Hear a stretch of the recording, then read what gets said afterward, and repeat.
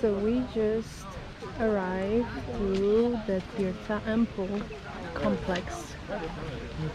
Very, very famous and very, very sought. Is the right expression? And now the entrance is beautiful, and to be honest, because this is the purification temple, I am not certain what to expect and how it's going to look like, including what we will be able to see and to do in here. So I can see a very wet person.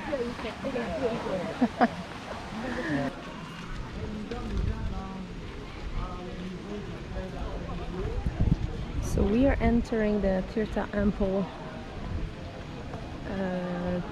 temple complex. Apparently the legend has it that during one of the battles, one of the kings got poisoned in here, and one of the gods created Tirta Empul, the holy water, as the antidote to the poison. And this is believed to be the cleansing place for the Balinese Hindu. And it is composed on several water basins that we'll see, and that are used to the soul cleansing ceremonies and rituals.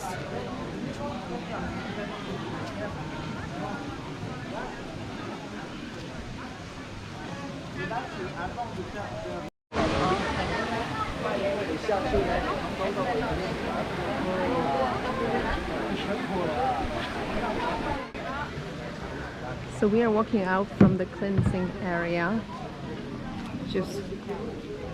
We wanted to see the other parts of the complex, and just to be very honest, our first impressions are mixed. We do not know how we feel about tourists doing their ritual.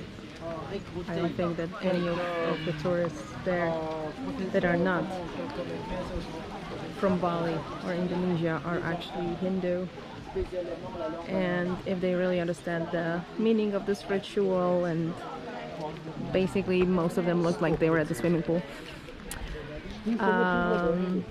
So we decided against going into the water, and we just appreciated the place from a side where we spent a few silent moments.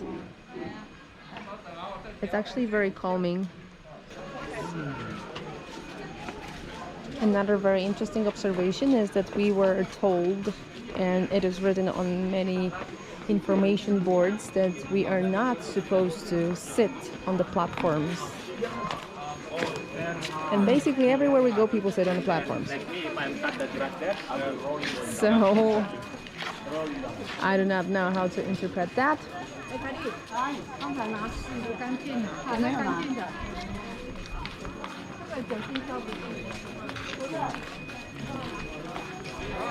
Very nice set of statues here. Yeah. I don't think we've seen something like this anywhere else, like statues on the outskirts of a shrine. No.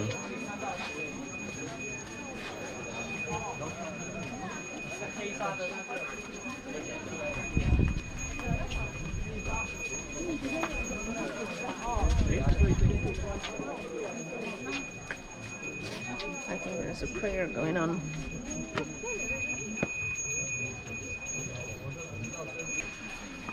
And we can continue with our visit, or Lily's actually showing us something. Eel.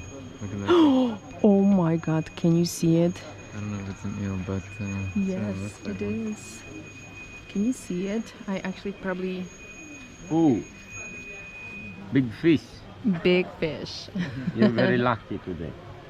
We're lucky? Yeah. Why? When you can see this fish, we call very lucky. Okay. If you have a wish, how you say in English? Desiderio, wish. Uh-huh. You can ask your God. Wow. Yeah, fish. I was expecting a meal. Too bad I don't have any food. Sorry.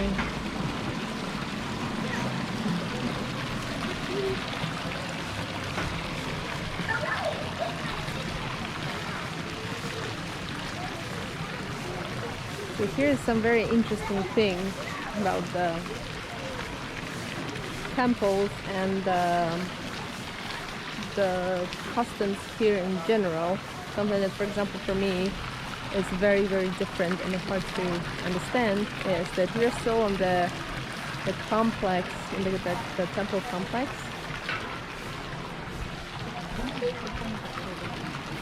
We are obliged to follow several rules, including wearing a sarong, tying our hair, behaving properly, and so on. And then we have a shop and a restaurant.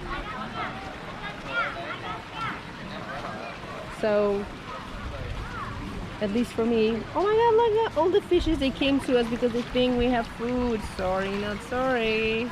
Okay. No food for you. Look, look, look. Oh no. Wow. As Uli just said, they're like fluorescent. I've never seen a fish that orange.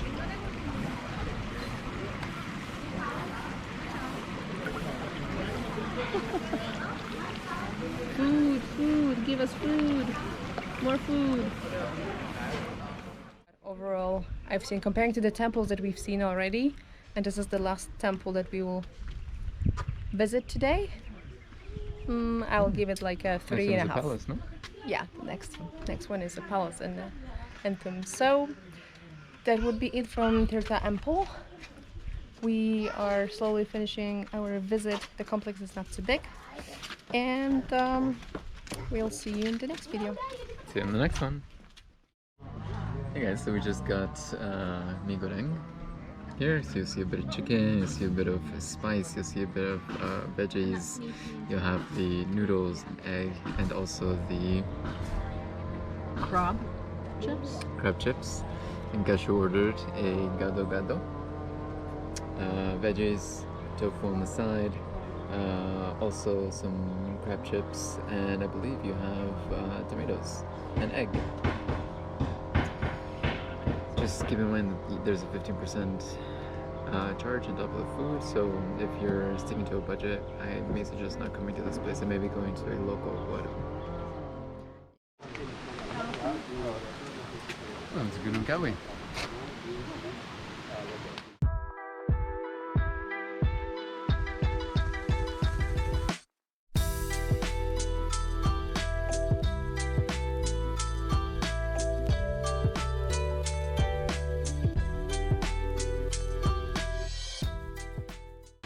So after going down countless steps, but it was not as bad as the waterfall that we visited yesterday.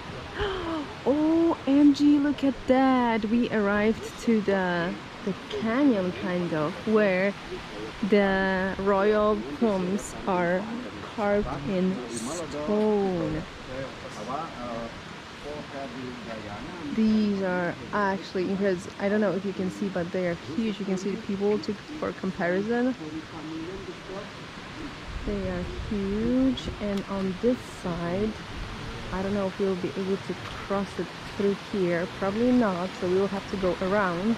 But you can see through the leaves that on the other side there is a very similar complex of tombs. Just taking advantage of this very short moment that we are here absolutely on our own to film this majestic place for you once again.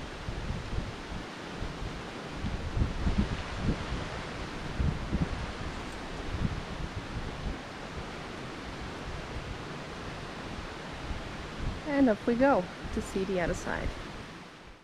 And just look at this very majestic view that opens to us.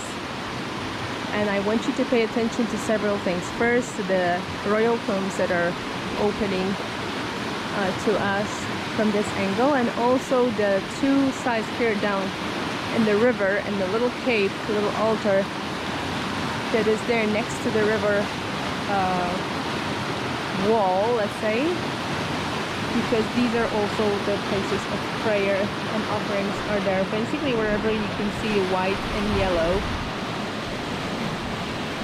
is a place where Hindu will leave their offerings and pray.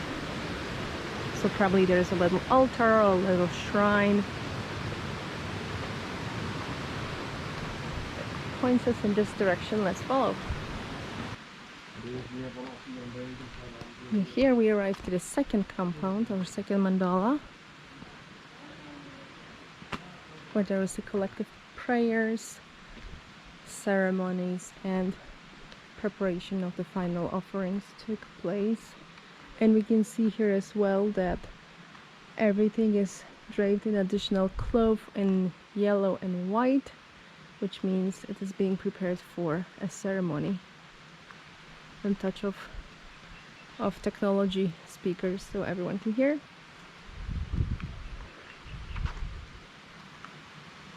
And this is what one of our guides was telling us.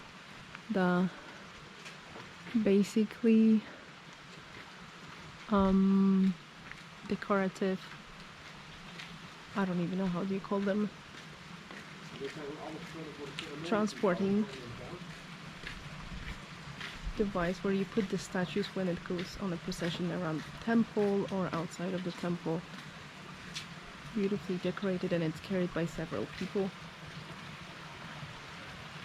Before we'll enter the first mandala, the main courtyard, let's have a very quick look in here. You can see other little caves,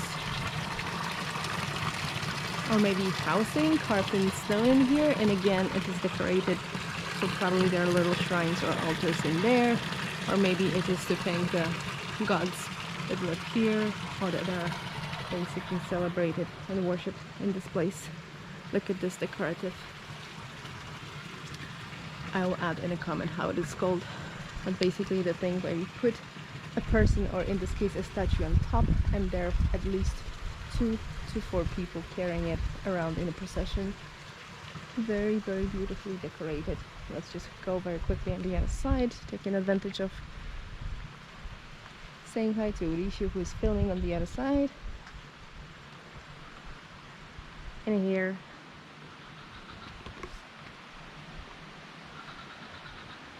I actually think that this is the orchestra.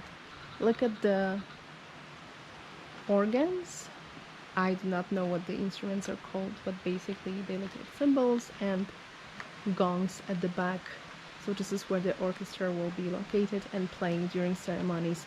Look at this, every single instrument is like very nicely decorated and covered in gold and very colorful, with masks and really big eyes of the dragons. And this is the third courtyard, the third mandala.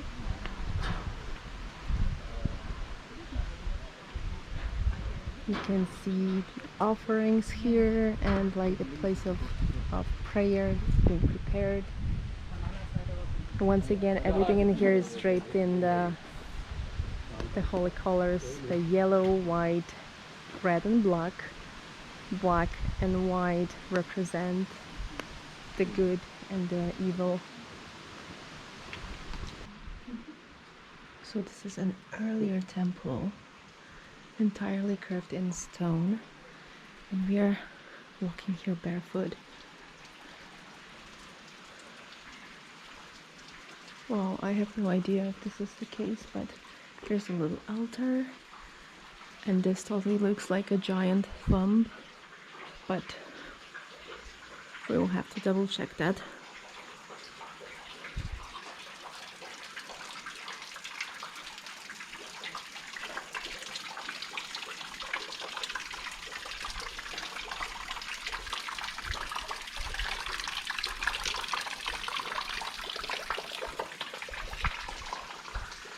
Oh no, there is an opening.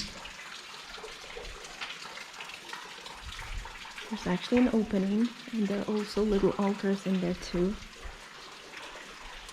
We'll definitely read more about it and tell you.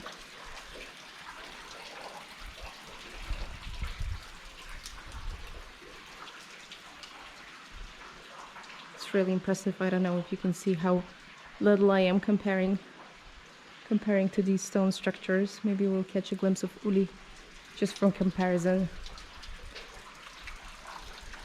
but you do feel small in here.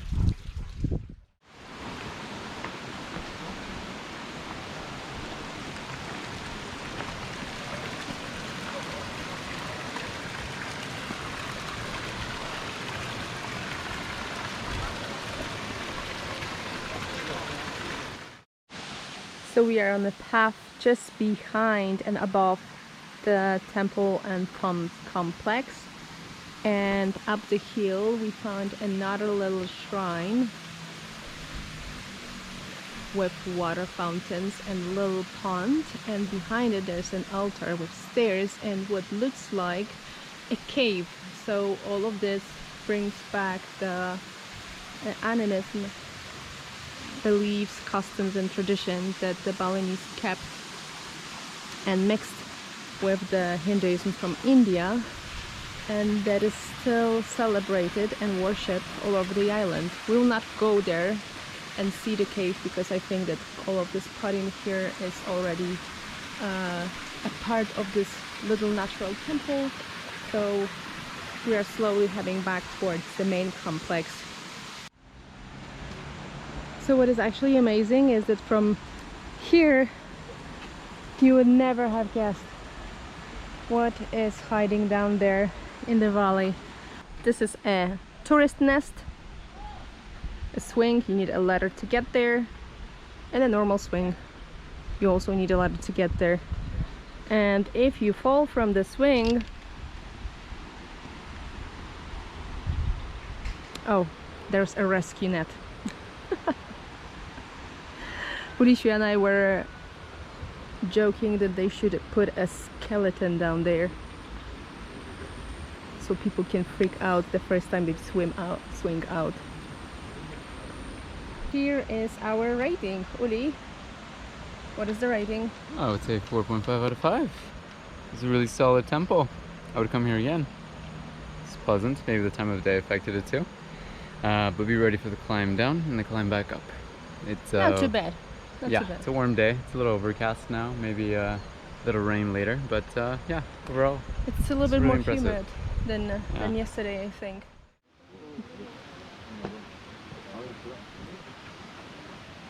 You got me?